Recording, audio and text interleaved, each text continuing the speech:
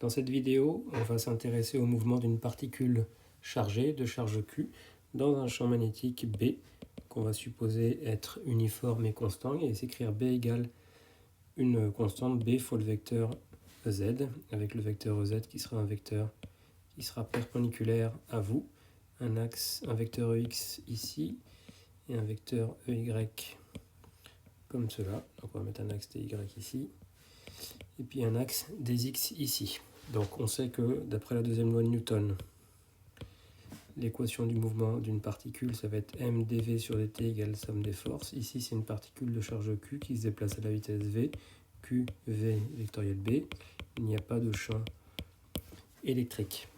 Donc le produit vectoriel v vectoriel b, on va l'expliciter un petit peu. Ça, c'est un vecteur, donc c'est vx, vy, vz, vectoriel 0, 0 et grand B, puisque mon champ magnétique a des composantes uniquement selon B. Donc je sais calculer ce produit vectoriel. Vous vous rappelez, pour le faire, on va faire Vy fois B moins Vz fois 0. Donc ça fait Vy fois B. Ensuite, on va faire Vz fois 0 moins B fois Vx moins Vx fois B. Et enfin, pour la dernière coordonnée, ça va être Vx fois 0 moins Vy fois 0, c'est-à-dire 0. Autrement dit, j'obtiens de ma deuxième loi de Newton deux équations du mouvement. La première, ça va être m d de Vx sur dt est égal à q b Vy. Deuxième équation, m dvy sur dt égale moins q b Vx. Donc là, je me retrouve avec deux équations différentielles couplées sur Vx et sur Vy. Je vais pouvoir facilement découpler ces équations en redérivant par exemple la première équation. Donc ça, je vais l'appeler I et 2I. On va dériver l'équation I. Ça me dit m d2Vx sur dt2 est égal à qb dvy sur dt. Et là, je vais exploiter la relation 2i qui me permet de trouver dvy sur dt. Ça va être qb que multiplie moins qb sur m fois vx. Au total, je vais donc avoir que d2 vx sur dt2 en divisant par la masse, plus qb sur m au carré fois vx est égal à 0.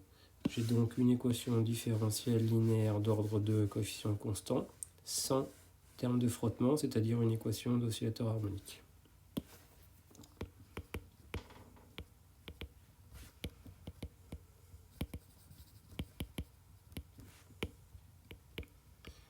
Harmonique, avec ici une pulsation oméga 0 carré, donc oméga 0 qu'on appelle la pulsation cyclotron, ça vaut qb sur petit m. De même, on montre que d2vy sur dt2 plus oméga 0 carré vy sera égal à 0. Donc vx, c'est une coordonnée dont la solution, on sait que ça va être quelque chose qui oscille. Et pareil pour vy. Donc solution.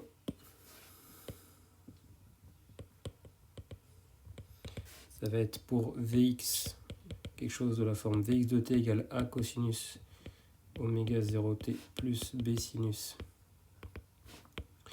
oméga 0t. Pour Vy, ça va être Vy de t égale ABC cosinus oméga 0t plus grand D sinus oméga 0t. Je dois déterminer grand A, grand B, grand C, grand D en exploitant des conditions initiales. Qu'est-ce qu'on va se prendre comme condition initiale? Condition initiale, on va supposer, c'est ce qu'on dit dans le polycopier de cours, que Vx à l'instant t égale à 0, donc V à l'instant t égale à 0, est égal à V0 fois le vecteur EY, c'est-à-dire que je vais arriver dans ma zone de champ magnétique avec une vitesse initiale qui est uniquement portée par la direction Y, voilà, et que je pars aussi de l'origine à l'instant initial, donc on va supposer que x de t égale à 0 est égal à y de t égale à 0 est égal à 0. Je vais essayer d'exploiter ça pour déterminer A, B, C et D. Alors, je vais déjà exploiter que Vx de t égale à 0 doit être égal à 0. Mais Vx de t égale à 0, si je regarde sur cette expression-là, ça va me faire grand A. Voilà, donc A est égal à 0. Ok. Ensuite, je vais exploiter le fait que Vy de t égale à 0 est égal à V0. Mais Vy de t égale à 0, qu'est-ce que ça fait? Ça fait grand C. Donc grand C doit être égal à V0. Ok. J'en déduis donc, en simplifiant un petit peu, que Vx de t, ça doit être un certain grand B sinus oméga 0t, je n'ai pas encore trouvé grand B, et Vy de t, ça va être égal à V0 cosinus oméga 0t plus grand D sinus oméga 0t. Bon, maintenant j'aimerais bien déterminer grand B et grand D. Je vais exploiter le théorème de l'énergie cinétique. Théorème de l'énergie cinétique. Je vais essayer d'être un petit peu malin. Je sais que la variation de l'énergie cinétique, ça doit être à la somme des travaux des forces extérieures. Ici, il y a une seule force, c'est la force de Lorentz magnétique, le QV vectoriel B. C'est une force qui est perpendiculaire au déplacement, puisque V vectoriel B est perpendiculaire à V, et donc le travail de cette force va être nul. Car QV vectoriel B est un vecteur qui est perpendiculaire au déplacement élémentaire dl, donc le travail élémentaire est nul, le travail total qui est la somme du travail élémentaire sera égal à 0. Ça me dit quoi? Ça me dit donc V est égal à une constante. Parce que l'énergie cinétique c'est un demi de mv2. Si l'énergie cinétique est constante,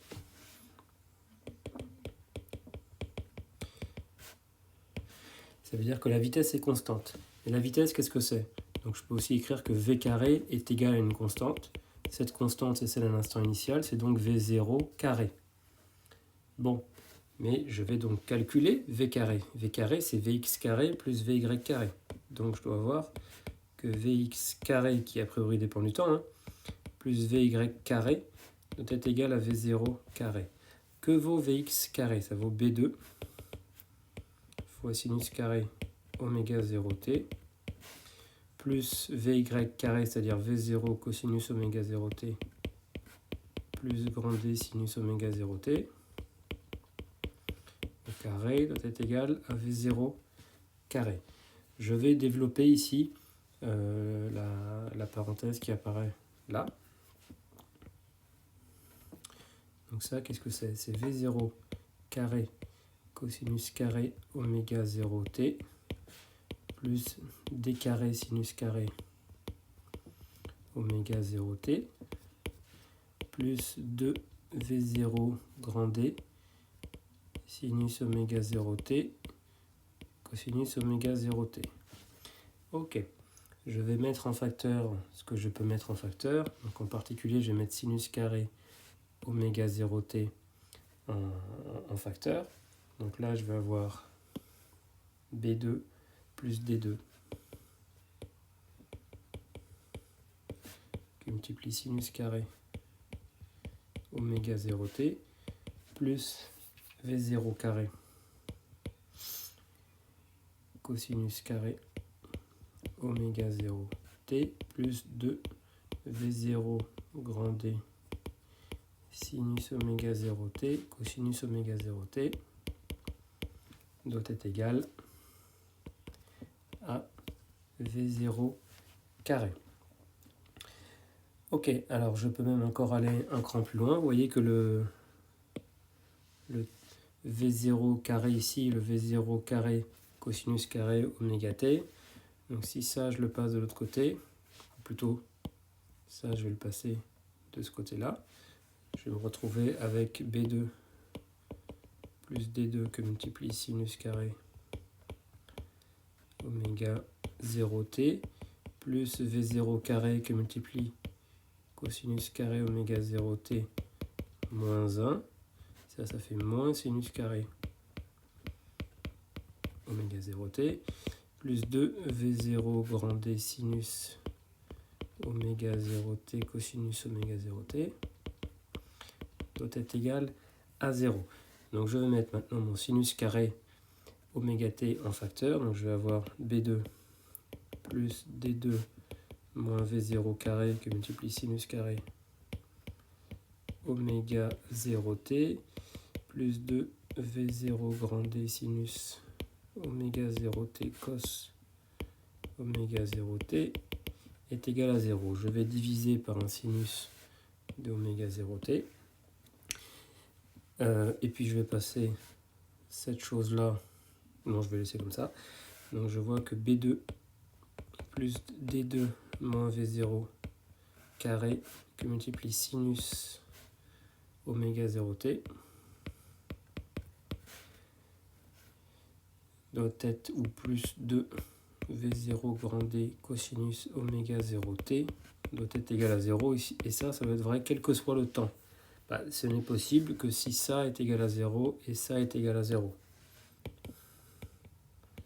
Possible que si B2 plus D2 moins V0 carré est égal à 0 et V0 grand D est égal à 0, c'est-à-dire grand D est égal à 0. Pourquoi ça? Il n'y a qu'à exploiter cette relation. On n'a qu'à prendre oméga 0t est égal à pi sur 2 pour un temps t tel que oméga 0t égale pi sur 2. Le sinus il va valoir 1, ça va valoir 0, donc ça vous dit que cette parenthèse doit s'annuler. Et ça, vous l'avez facilement si vous prenez t égale à 0. Voilà. Ça va être valable quel que soit t, donc en particulier pour t égale à 0. Pour t égale à 0, ce terme disparaît, il vous reste 2v0d est égal à 0, donc d est égal à 0. Donc j'ai trouvé d. Mais si d est égal à 0, de cette équation-là, je tire finalement que b2 moins v0 carré est égal à 0, c'est-à-dire b est égal à v0. Ah, j'ai tiré maintenant tout. Donc je peux en déduire que vx de t, finalement, c'est v0 sinus oméga 0t, et vy de t, c'est v0 cosinus oméga 0t. Ok, j'ai trouvé la vitesse en fonction de mes conditions initiales. Je vais maintenant passer de la vitesse aux positions x de t. Donc il suffit d'intégrer une fois. On va trouver que x de t, ça fera moins v0 sur oméga 0 cosinus oméga 0t plus une constante, et y de t qui vaut v0 sur oméga 0 sinus oméga 0t plus aussi une constante. Ici, je veux que y à l'instant t égale à 0, là, soit égal à 0. Quand j'évalue y à l'instant t égale à 0, ça fait 0. Il faut que 0 soit égal à la constante, donc la constante est nulle. Tac. Pour la première équation, je veux que x à l'instant t égale à 0, ça vaille 0. À l'instant t égale à 0, le cosinus il vaut 1, donc je veux que moins v0 sur oméga 0 plus la constante vaille 0. Donc il faut que la constante vaille v0 sur oméga 0.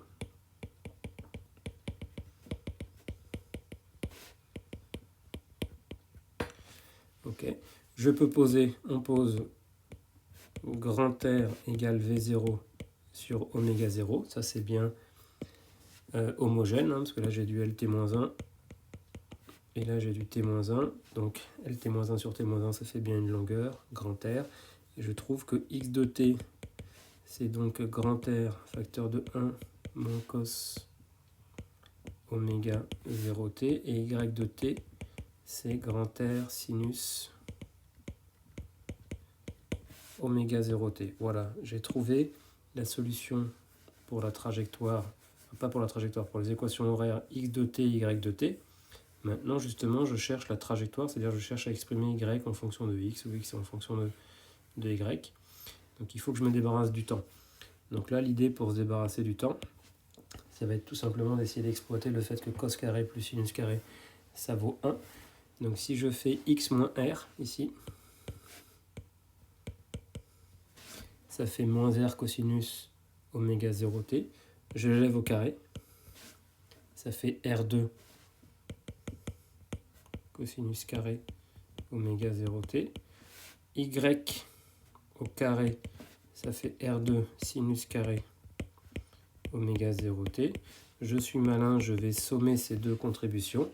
Ça me fait que x moins r au carré plus y2, ça fera R2 cosinus carré oméga 0t plus R2 sinus carré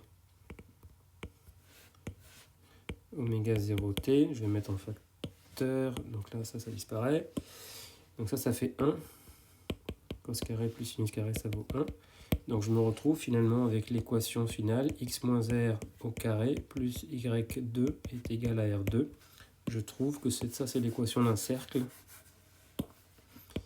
Équation d'un cercle de centre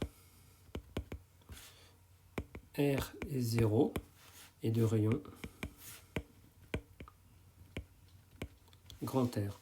Autrement dit, si je dessine la trajectoire, je vais donc avoir un cercle de rayon. Je reviens sur le schéma initial. Ici, je vais avoir le centre du cercle, je vais l'appeler plutôt C. Et j'ai un cercle de rayon grand R. Voilà, ici j'ai un rayon grand R avec grand R égale V0 sur oméga 0, MV0 sur QB. J'arrive dans la zone de champ magnétique. J'ai un champ magnétique qui est ici, comme ça. Ma particule, elle arrive initialement comme ça. Elle va donc tourner en faisant un cercle de rayon MV0 sur QB. Si vous augmentez B, le cercle sera plus petit. Si vous augmentez la charge, le cercle sera plus petit. Si vous augmentez la masse, là vous augmentez l'inertie, donc le cercle sera plus gros. Si vous augmentez la vitesse, vous augmentez aussi un effet inertiel, donc vous allez faire un cercle plus gros. Tout ça est très logique. MV0 sur QB, c'est également homogène à une longueur, donc on a bien quelque chose qui est cohérent et homogène. Voilà, donc la trajectoire d'une particule chargée dans un champ magnétique, c'est une trajectoire circulaire, quand la vitesse initiale est perpendiculaire au champ magnétique.